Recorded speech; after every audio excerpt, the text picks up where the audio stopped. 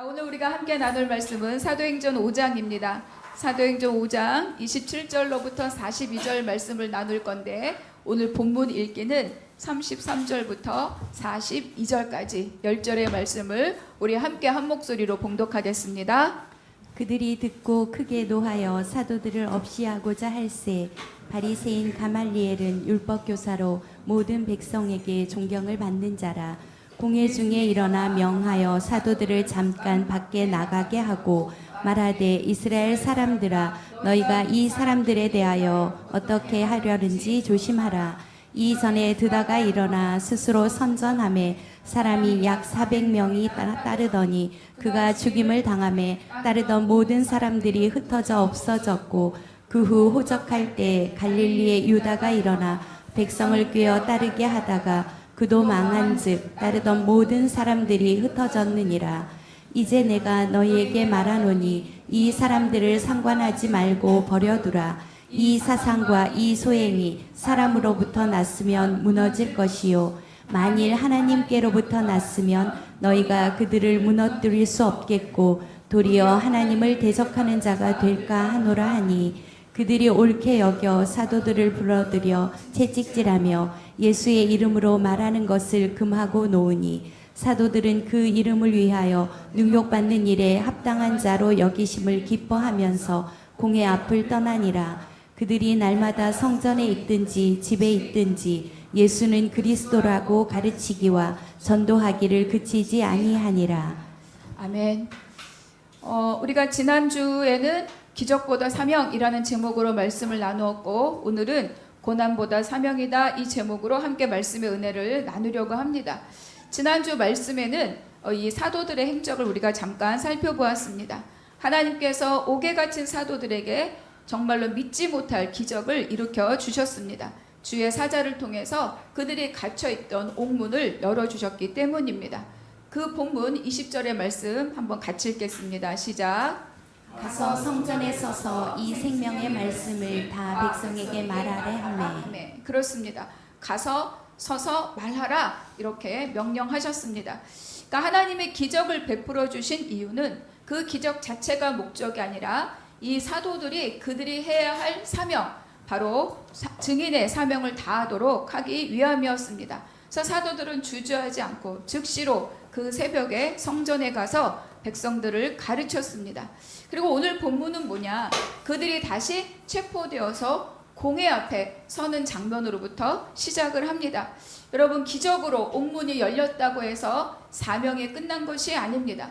그리고 그들이 순종하여서 성전에 가서 서서 그들이 생명의 말씀을 가르쳤다고 해서 모든 일이 해피엔딩이 되는 것이 아니라는 거예요.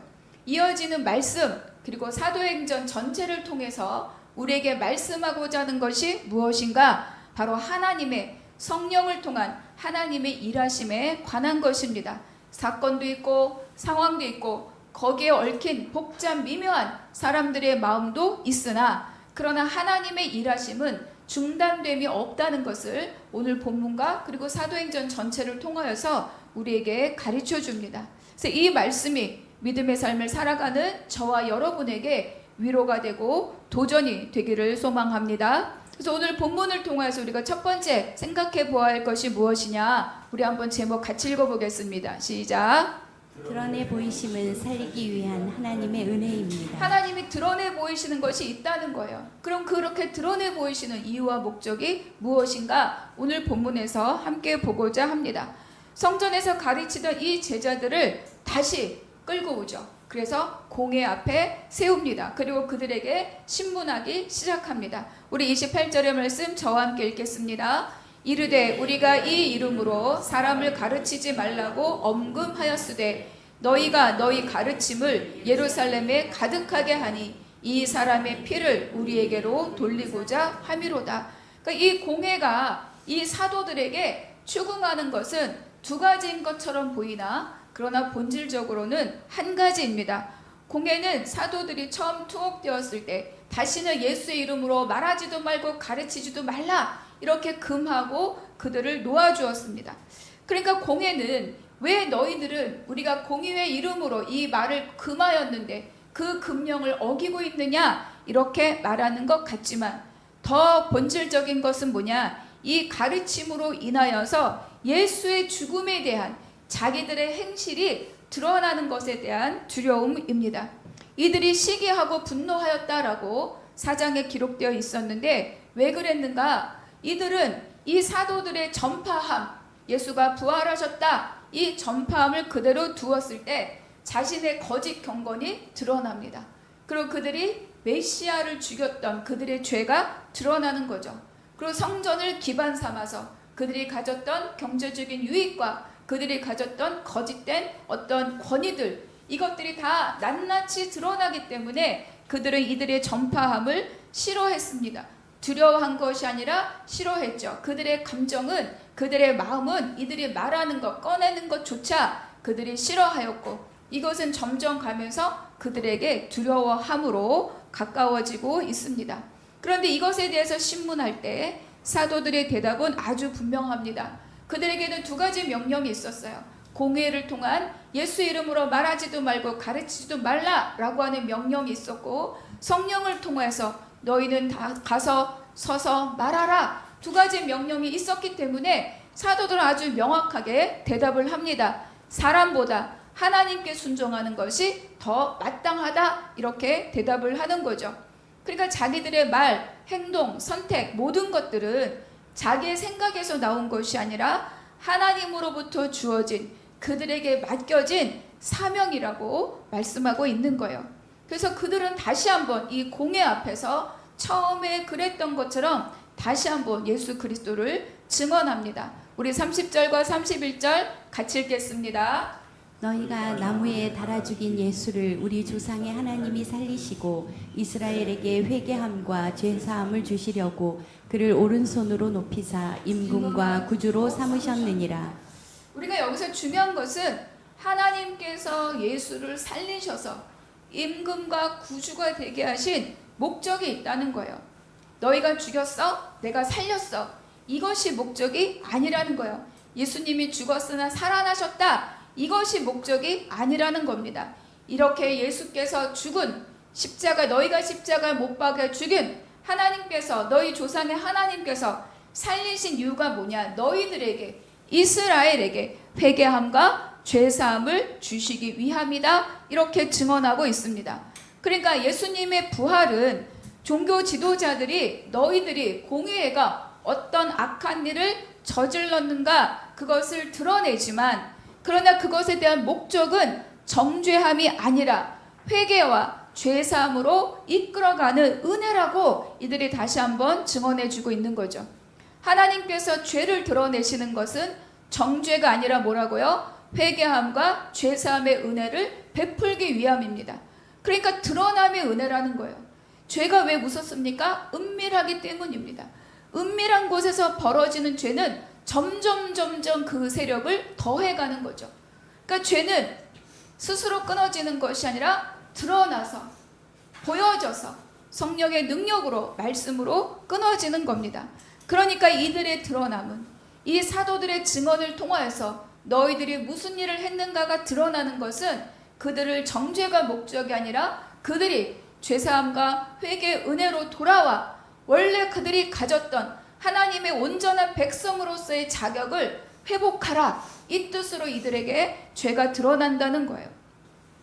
여러분도 매일 말씀을 읽고 기도할 때, 특히 저는 설교자로서 제일 고통스러운 것은 뭐냐? 사건이나 사람이 아닙니다.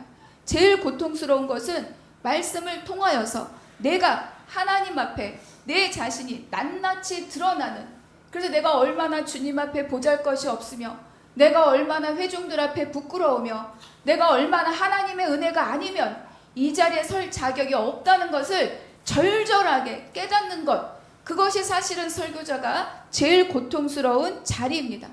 그런데 내가 은혜가 가득할 때는 그것을 감사함으로 받습니다. 맞습니다, 하나님. 내가 십자가를 사랑하는 사람이 아니라 내 자신을 사랑하는 사람이었습니다.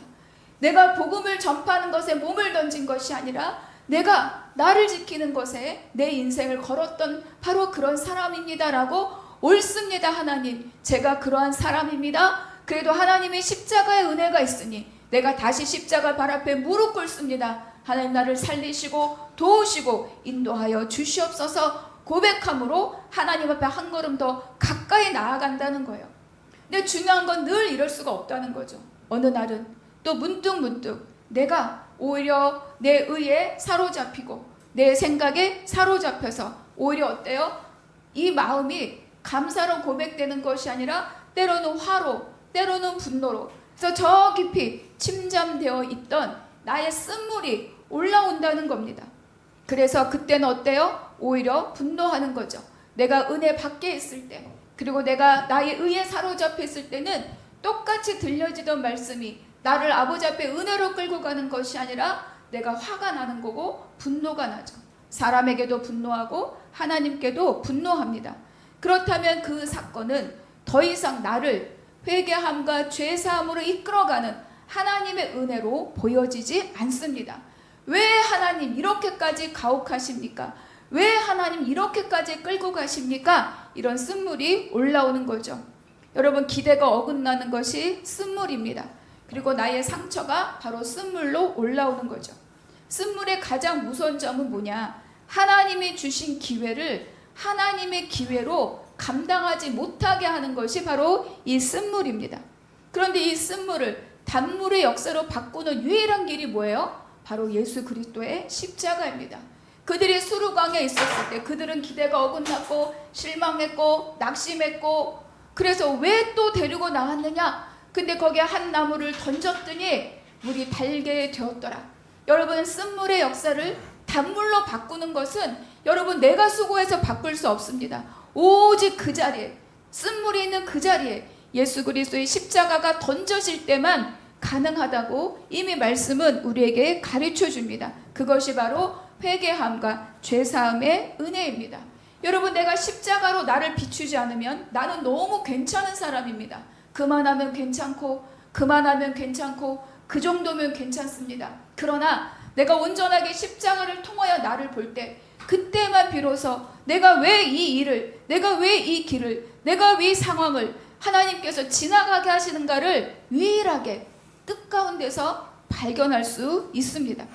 그러니까 사도들을 통해서 다시 이 공회 앞에, 이 종교 지도자들 앞에 복음, 예수 그리스도가 누구신가, 그 죽인 그를 하나님이 살리셔서 임금과 구주가 되게 하셨다. 그것은 이 종교 지도자들이 너희가 얼마나 잘못했는지 보아라 라고 고발하는 것이 아니라 하나님 앞에 회개함과 죄사함의 은혜로 나오라. 그럴 때 어떻게 됩니까? 그들의 교만과 그들의 거짓 권위와 그들의 모든 인간적인 그 죄의 감옥으로부터 나오게 하기 위함이라는 거예요. 그들이 옥에 갇힌 이 제자들에게 옥문을 열어준 것은 그들만을 살리는 것이 아니라 또 다른 죄의 감옥에, 자기 생각의 감옥에, 자기 거짓 경건의 감옥에 갇혀있는 누군가를 향하여 이들을 통하여 옥문을 열고 너희가 죄사함과 회개함의 은혜로 나오라, 열어주기 위한 하나님의 방법이라는 거죠. 또 오늘 바로 그 현장입니다. 옥문을 나온 이 사도들과 제자들은 이제는 그들의 감옥에 갇혀있는 이 종교 지도자들 공회에게 너희도 나처럼 나오라, 너희의 감옥에서 나오라 부르고 계신 거죠. 그러나 그들은 어떻습니까? 그 기회를 다시 잃어버립니다. 사도들의 증언은 하나님의 뜻을 전달하는 것이지만 그들은 그것을 받아들이지 않습니다. 무엇이라고 말합니까? 그의 피를 우리 머리로 돌리려 함이라, 이렇게 말하는 거예요. 예수는 죽었는데 마치 예수의 죽음의 책임을 우리에게 덮어 씌우려고 하는구나, 이렇게 말하는 거죠. 그러니까 그들이 무엇을 잘못했는지 인정하지 않을 뿐만 아니라 이들의 뜻을, 하나님의 뜻을 어때요? 오해하고 곡해하고 있는 겁니다. 살리라고 말씀하는 건데 오히려 우리에게 죄를 뒤집어 쓰라고 너희가 우리에게 이렇게 말하는구나 라고 이야기하는 거죠. 그렇기 때문에 분노합니다. 책임을 덮어 씌우려고 하는 것이 아니라 죄로 묶인 그들의 감옥으로부터 나오라는 하나님의 초청이요 하나님의 뜻임에도 불구하고 그들은 우리에게 그 죄를 덮어 씌우려고 하는구나, 이렇게 오해하는 겁니다. 여러분, 하나님의 일하심을 우리가 바르게 보지 못하면 우리는 오해하고 곡해하고 그곳에서 또 마음이 상하고 분노하고 낙심합니다. 그래서 33절이 그들의 반응입니다. 저와 함께 읽겠습니다. 그들이 듣고 크게 노하여 사도들을 없이 하고자 할세. 없이 한다는 것은 죽이려고 한다는 뜻입니다. 근데 여기에 크게 노하다, 이 단어의 뜻은요, 조각조각 톱질하다 이런 뜻입니다. 마음이 찢어지고 잘려나가는 고통을 이렇게 표현합니다. 그런데 여기서 노하다라고 해석했지만 이 단어가 어디에 쓰이느냐? 바로 사도행전 7장 스데반 집사에게 쓰입니다. 스데반 집사의 설교를 들은 유대인들이 그들이 마음에 찔려 돌을 들었을 때, 그때 마음에 찔려, 이것과 여들이 크게 노하여와 같은 단어예요. 우리가 2장에 보면 베드로의 설교를 듣고 그들이 마음이 찔려 형제 우리가 어찌할꼬, 똑같이 찔려라고 우리는 해석하고 있지만 쓰여진 원어는 다른 원어입니다. 그들의 찔림은 마음을 돌이켜 회개하는 찔림이었고, 그들이 여기에 찔림과 노함은 그들의 자존심, 그들이 거짓으로 쓰고 있는 화려한 옷 뒤에 숨은 그들의 거짓된 경건을 드러내는 찔림이었던 거죠. 그래서 사도들의 이 말로 인하여서 이들은 어때요? 자기의 본심이 드러납니다.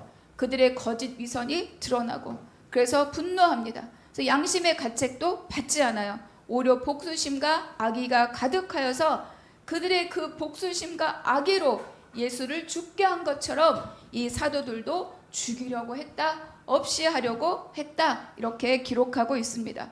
여러분, 그들은 결국 자기 죄가 하나님의 뜻을 드러나는 것은 하나님의 뜻을 깨닫는 도구가 되어야 할 터인데, 오히려 자기들의 죄가 드러남으로 인하여서 사도들을 죽이려고 하는 것으로 그들은 곡해하고 있습니다.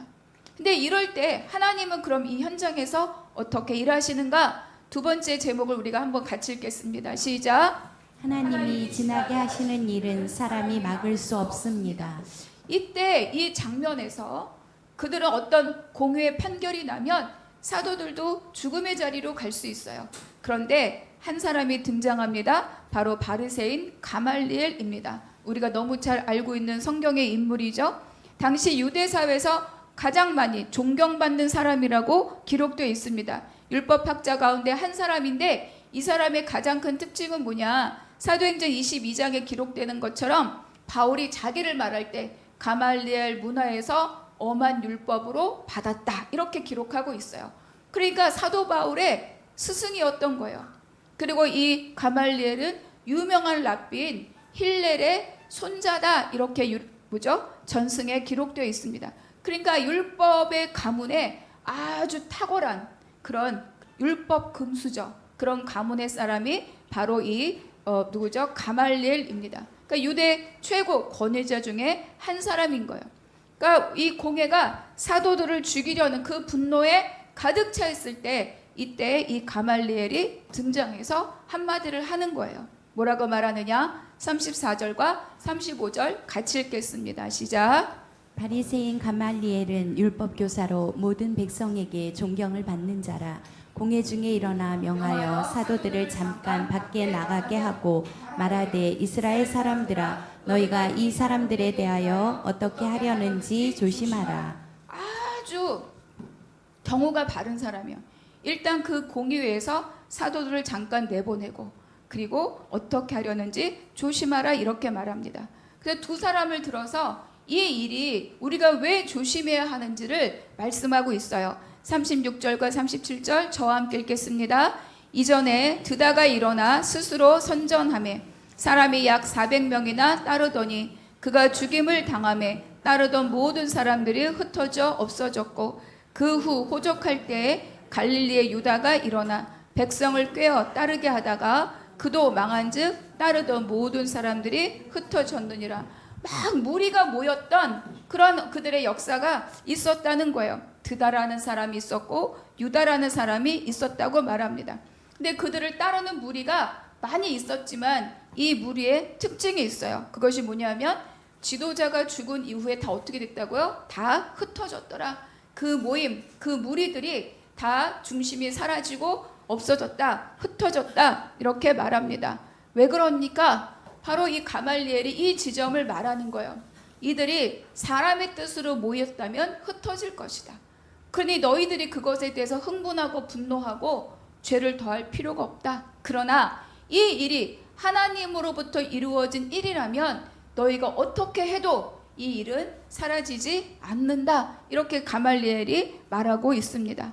그러니까 사람이 하는 일, 사람이 자기 힘으로 일으킨 운동, 무브먼트 이런 것은 그 사람이 사라지면 어떻습니까? 힘을 잃고 모였던 사람들도 없어진다는 거예요. 그러나 하나님이 하신 일은 다르다.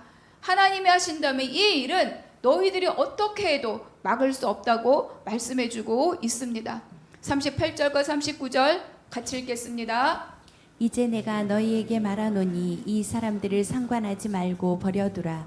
이 사상과 이 소행이 사람으로부터 났으면 무너질 것이요 만일 하나님께로부터 났으면 너희가 그들을 무너뜨릴 수 없겠고 도리어 하나님을 대적하는 자가 될까 하노라 하니. 그렇죠. 이 일이 하나님께로부터 났으면, 하나님이 이끌어 가시는 길이면, 하나님이 주도하고 계신 일이면, 하나님의 섭리 가운데 있는 일이면 너희가 무슨 짓을 해도 그들을 무너뜨릴 수 없겠다. 오히려 너희가 하나님의 대적이 될까 하노라. 이렇게 가말리엘이 말합니다. 가말리엘은 끝끝내 예수의 제자가 되지 않습니다. 가말리엘은 하나님의 예수 그리스도를 믿지 않아요. 그러나 적어도 이 사람은 하나님께서 하시는 일을 사람이 막을 수 없다는 그 사실만은 아주 명확하게 알고 있는 사람입니다. 그리고 이 가말리엘의 이 말은 사도행전 전체 역사를 보며 이 말이 사실이고 이 말이 진리다 이렇게 증언해주고 있는 거죠. 그러니까 이 사도들 뿐만 아니라 여러분, 사도들은 죽지만, 사도들은 엄청난 순교를 당하지만 그것은 흘러서 그 복음이 오늘 우리에게까지 이르렀다는 거예요. 사라질 일이라면 그때 사라졌을 것입니다. 그러나 세월을 더하고 그 많은 핍박과 그 많은 박해 가운데에도 저와 여러분에게까지 이 복음이 흘러왔다는 것입니다. 그러니까 하나님의 말씀, 이 생명의 말씀 복음은 감옥으로도 저지되지 않고 핍박과 박해로도 저지되지 않고 이 사도들이 당하는 고난으로도 막을 수 없는 하나님의 일이었다라고 고백합니다. 여러분, 우리는 우리 인생 가운데 종종 길이 막혔다라고 생각할 때가 많이 있습니다. 어떨 때는 사람 때문에 막힌 것 같고, 어떨 때는 환경 때문에 막힌 것 같고, 어떨 때는 모든 상황이 나를 불편하게 하고 나의 길을 가로막고 있다, 이렇게 보여질 때가 많이 있습니다. 그러나 분명한 것은 하나님이 계획하시고 하나님의 섭리 가운데 있는 일들은 사람의 보기에 어떠함과 상관없이 반드시 하나님은 하나님이 준비하신 길을 따라서 그 길을 이루어가고 이끌어 가신다는 것을 우리 같이 기억할 수 있기를 바랍니다. 때로는 그 길이 이해되지 않아요. 때로는 그 길이 너무 멀리 가는 것 같아요. 때로는 그 길이 잘못된 길이 아닌가 생각될 때도 있습니다. 그러나 우리가 돌이켜보면 그 길이 바른 길이고 그 길이 지름길이고 그 길은 반드시 우리가 지나갔어야만 할 길이었다는 것을 우리는 깨달아 알게 됩니다. 여러분, 애굽을 나온 이스라엘 백성들을 생각해 봅시다. 그들은 가까운 길을 놓아두고 10하루길이면 갈 수 있어요. 블레셋 길을 지나면, 해변길을 따라가면 아무리 늦어도 한 달이면 가나안 들어갑니다. 그런데 하나님께서 그렇게 인도하지 않아요. 그들을 홍해 광야길로 인도하였다, 이렇게 기록하고 있습니다. 그러니까 이 하나님께서 이들을 그렇게 사람들이 보기에 먼 길로, 오히려 더 위험한 길로 돌려서 인도하는 목적과 이유가 있었다는 거죠. 그러니까 이 백성들은 그 길 앞에서 어떻습니까? 원망하고 그리고 부르짖었습니다.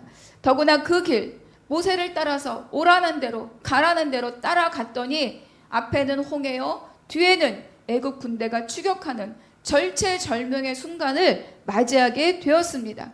그러니까 그들은 어때요? 다 길을 잘못 왔다고 생각합니다. 그리고 다 원망하며 부르짖습니다. 그리고 내가 죽게 되었다고 말합니다. 차라리 돌아가자라고 말합니다. 사방이 꽉 막혔던 거죠. 그리고 죽음밖에는 길이 없으니 차라리 빌고 살려서 목숨이라도 부지하자. 그리고 애굽으로 돌아가자, 이렇게 말합니다. 그러나 꽉 막힌 것 같던, 도저히 우리 힘으로 건널 수 없을 것 같은 그 홍해를 누가 열어주십니까? 하나님이 열어주시는 거예요. 사람이 생각할 수 없는 방법으로 열어주십니다. 사람은 할 수 없는 방법으로 길을 열어주셔요. 밤새 동풍을 불어서 그들이 마른 땅을 건넜더라. 이렇게 출애굽기에서 기록하고 있습니다. 왜 그렇습니까? 돌아가는 것 같고 막힌 것 같고 죽음의 길인 것 같지만 그 길은 이 백성들이 반드시 꼭 그 길로 행하여야만 할 하나님의 이유 그리고 하나님의 목적이 있기 때문입니다. 내가 앞서 행할 때는 이런 일들을 너희가 볼 수 있을 것이다. 홍해도 내가 가를 수 있으며 추격하는 애굽의 병거도 내가 이길 수 있다라는 것을 보여주는 거죠. 애굽 군사들에게는 너희들이 내 백성을 아무리 추격해도 너희는 내 백성들을 다시 사로잡아 갈 수 없다는 것을 하나님께서 보여주는 겁니다. 그러니까 블레셋길이 빨랐을 것, 해변길이 빨랐을 것 같으나 그들은 그곳에서 블레셋과 전쟁을 만나면 다시 애굽으로 돌아갈까 하였다. 그러나 이때 먼 길을 돌아가는 것 같고 홍해 앞에 낙심하고 부르짖었지만 이를 통해서 그들은 어떤 자들이 됩니까? 하나님의 영광을 찬양하는 자들이 되었던 거예요. 하나님이 우리의 장수이시다. 하나님 우리의 대장이시다. 하나님의 말탄 병거를 무찌르시는 분이시다. 그것을 이 백성들이 알고 고백하게 되었다는 거죠. 물론 이 한 번의 사건으로 평생 그들이 이 고백으로 사는 자들은 아닙니다. 또 배반하고 또 반역하고 또 원망하고 또 불평하고 그러나 하루하루 하나님이 이끌어 가시는 그 길들을 갈 때 그들은 어때요? 점점 하나님의 사람으로 이들은 바뀌어가고 성장하고 변화해 갑니다. 그러니까 이런 길이 바로 하나님께서 이끌어 가시는 길입니다. 그러니까 하나님께서 준비하시고 작정하신 그 길들은 내가 보기에 우리가 보기에 어떠함과 상관없이 반드시 그 길은 지나가야 하고 그리고 하나님이 끌어가신 그 길들은 반드시 열려지는 때가 있다는 것을 오늘 우리에게 가르쳐 줍니다. 여러분 사도들도 마찬가지인 거예요.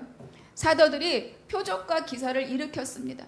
베드로가 지나가기만 하면 그 그림자에 내 몸이 덮이면 내 병이 낫지 않을까 그런 기대가 있을 만큼 사도들에 대한 기대 그들에 대한 신뢰가 아주 높았습니다. 그리고 또 사도들은 어때요? 옥문이 열리는 기적을 경험했어요. 그러나 그것으로 인하여서 그들이 공회에 붙잡혀 들어가 신문받고 결국에는 채찍맞는 그 일들을 피해가지 않는다는 거예요.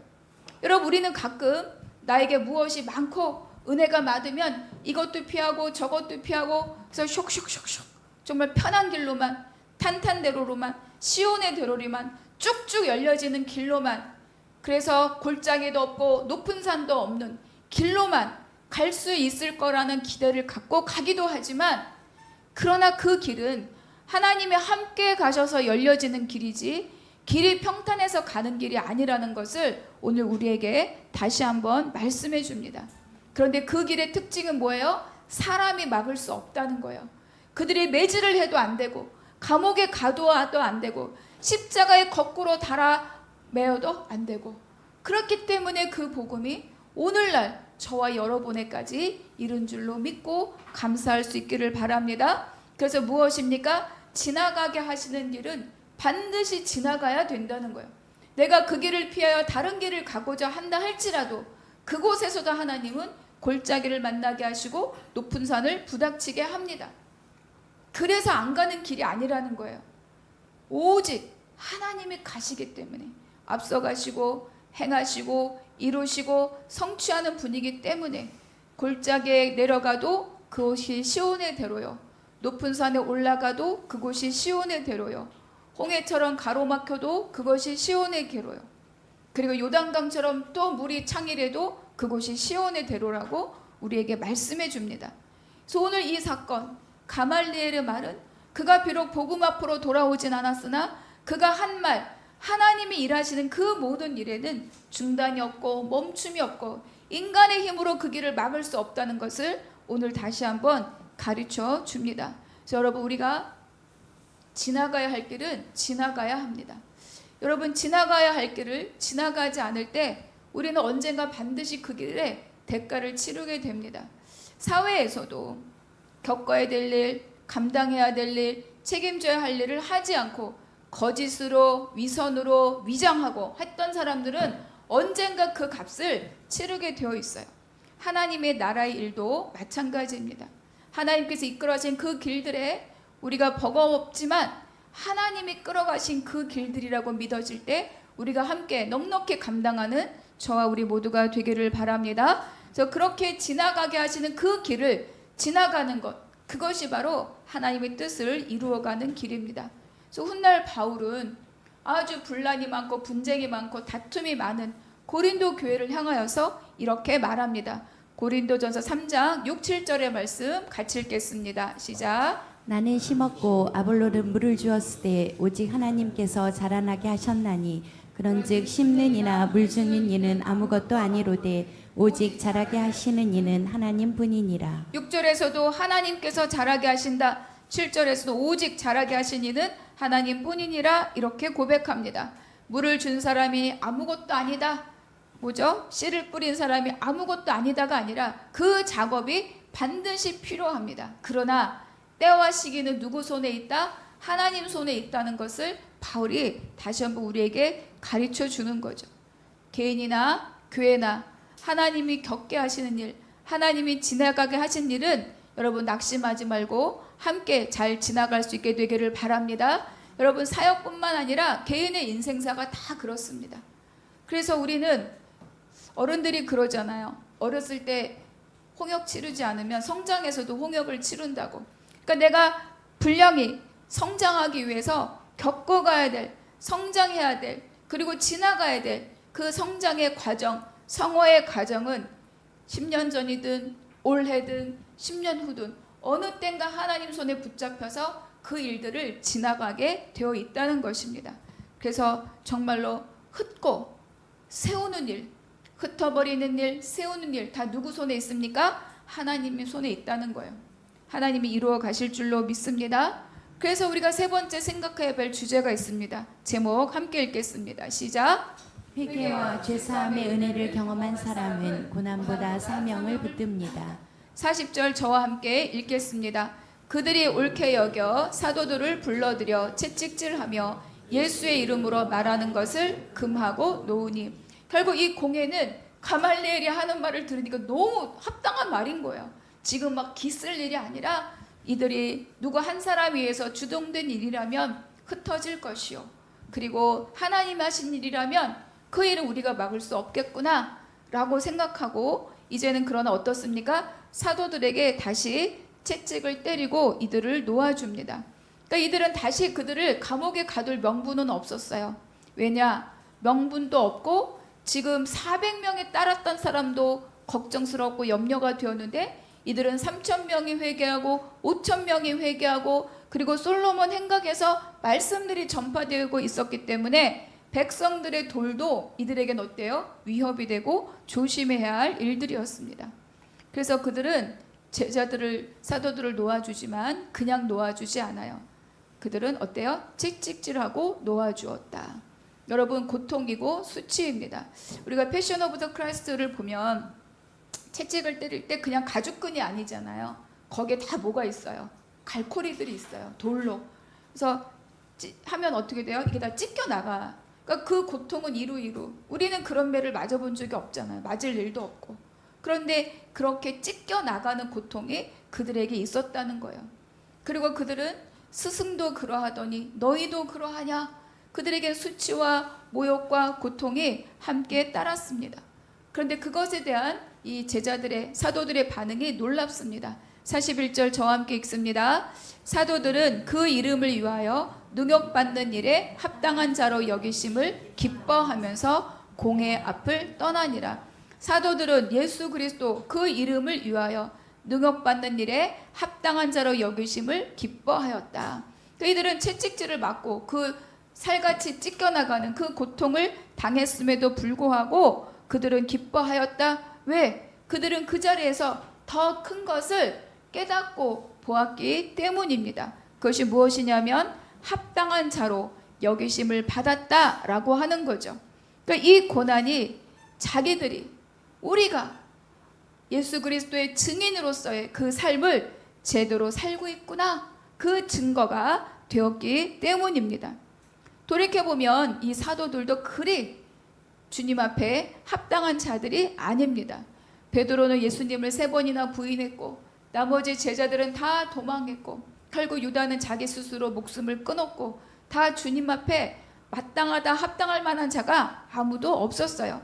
그런데도 불구하고 부활하신 주님이 그들을 찾아오셨습니다. 그래서 그들을 위로하시고 격려하시고 그들의 배신을 책망하지 않고 그들을 다시 어때요? 세워주셨던 거죠. 그리고 그들에게 내 양을 먹이라, 내 양을 치라, 내 양을 먹이라, 이렇게 그들에게 사명을 다시 주셨습니다. 그 사도들은 알고 있는 거예요. 내가 원래 이 일을 맡을 만한 합당한 자가 아니다. 그런데 하나님께서, 주님께서 나를 찾아오시고 나의 죄를 책망하지 않으시고 나의 죄를 씻으시고 그리고 나를 다시 세워주셨다. 그러니까 이 회개함과 죄사함의 은혜를 아는 사람이 이 길을 기쁘게 간다는 겁니다.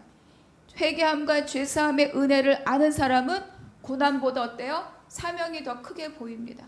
그리고 이 하나님의 은혜를 아는 사람은 수치보다 복음이 훨씬 크게 보이는 거죠.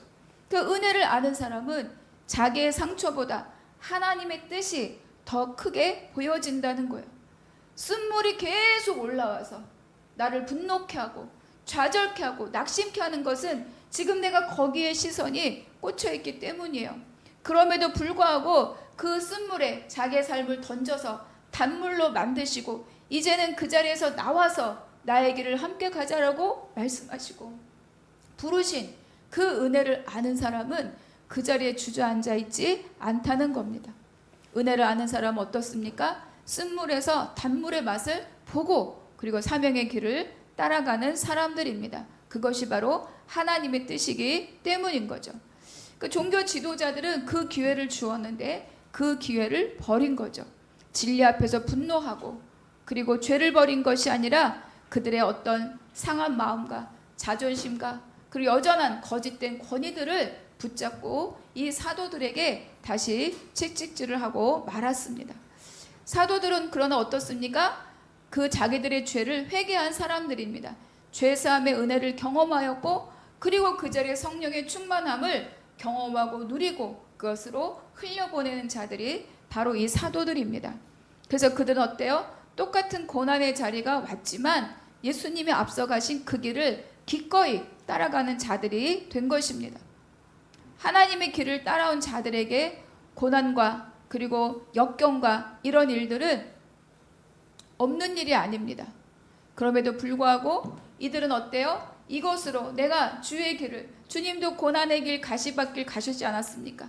내가 그 길을 가고 있다는 것은 내가 주님이 가신 길들을 바르게 따라가고 있구나. 그러기 때문에 이들은 어때요? 기꺼이 기뻐함으로 돌아갈 수 있었습니다.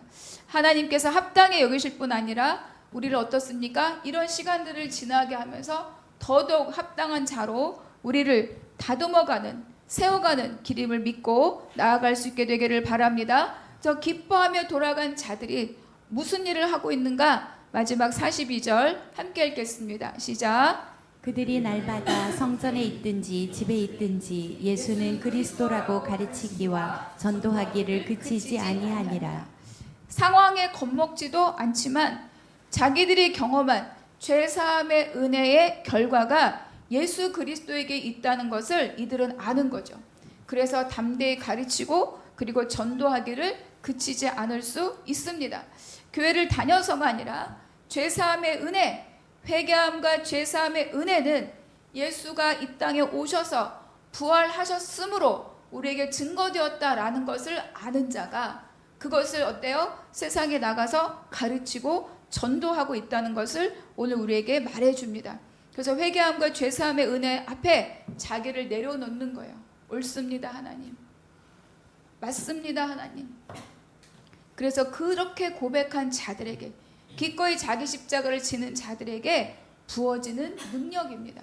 그래서 그 능력으로 이들은 가르치고 전도하기를 그치지 않았다, 이렇게 고백하고 있습니다. 오늘 본문에 보면 세 종류의 사람이 나오죠. 첫 번째는 무엇입니까? 회개함과 죄사함의 그 기회를 잃어버리는 사람들이에요. 바로 공의 사람들입니다. 그들은 오해하였고 곡해하였죠. 그렇구나, 맞습니다 하나님 고백하고 나올 때 그들은 또 다른 생명의 길로 갈 수 있었지만 이들은 그 길을 거절했습니다.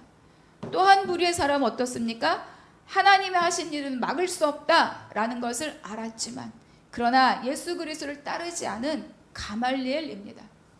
그가 만약에 바울처럼 그 놀라운 은혜에 그가 굴복하고 그가 복음 전도자로 살았다면 그들의 사회에는 또 다른 정말로 놀라운 하나님의 역사가 있었을 것입니다. 그러나 그는 하나님의 일하심은 믿었지만 그 일하심의 가장 중요한 핵심이 예수 그리스도라는 것은 인정하지 않았습니다. 우리가 가끔 이럴 수가 있어요. 정말로 주의 길을 간다고 하고 하나님의 일하심을 믿는다고 하지만 정말 그것이 나에게 어떻게 적용되고 어떻게 말씀하시는가는 내가 거절할 때가 있다는 거예요. 마지막 또 한 부류의 사람 누구입니까? 바로 능욕을 받음을 기뻐한 바로 이 사도들입니다.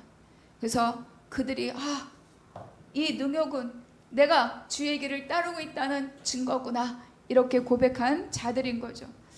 그래서 저와 여러분은 어느 부류의 사람이겠습니까?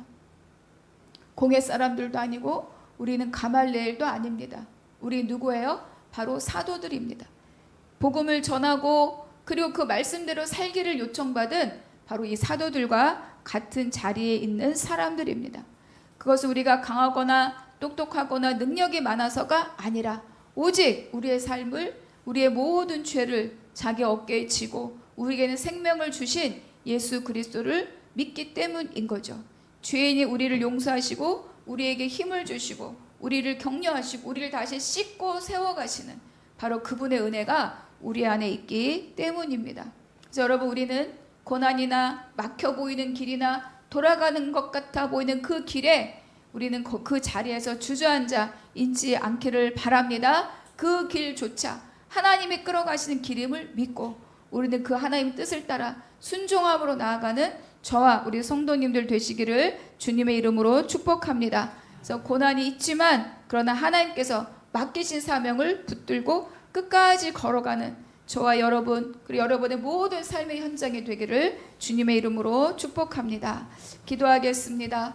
하나님 감사합니다. 우리의 죄를 드러내실 때 우리의 연약함을 드러내실 때 그것이 정죄가 아니라 회개함과 죄사함의 은혜로 부르시는 하나님의 사랑의 뜻인 것을 알게 하여 주시옵소서. 지나가게 하시는 길이 힘들고 이해되지 않을 때에도 하나님의 뜻을 신뢰하게 하시고 아버지 은혜를 기억하며 고난보다 사명을 붙드는 믿음을 부어 주시옵소서. 오늘도 예수 그리스도를 담대히 증언하며 살아가는 주의 백성이 되게 하여 주시옵소서. 모든 것 감사하고 우리 주 예수 그리스도의 이름으로 기도하옵나이다. 아멘.